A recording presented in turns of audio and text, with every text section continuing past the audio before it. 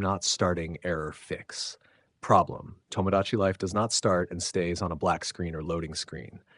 And hash 10 solutions to fix Tomodachi Life not starting. 1. Restart the Nintendo 3DS. Hold the power button until the console turns off. Wait for a few seconds. Turn the Nintendo 3DS back on. Reinsert the game cartridge. Remove the Tomodachi Life cartridge carefully. Clean the cartridge gently using a soft cloth.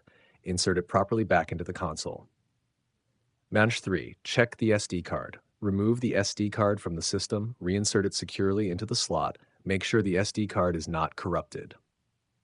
4. Update the console software. Connect the Nintendo 3DS to the internet. Open System Settings, install the latest available system update. Starter 5. Clear temporary bugs. Turn off the Wi-Fi connection temporarily. Close all background applications. Restart the game again. 6. Charge the console battery. Plug the Nintendo 3DS into the charger. Low battery can cause startup issues. Try launching the game while charging. 7. Remove corrupted extra data, open system settings, data management. Delete damaged extra data related to the game. Restart the console afterward.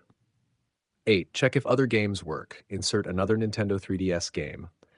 Test if the console launches other games normally. This helps identify if the issue is game-related.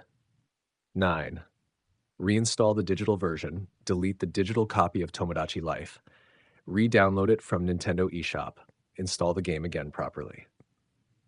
10. Factory reset as last option. Backup important files and save data first. Go to System Settings, format system memory. Reset the console only if nothing else works.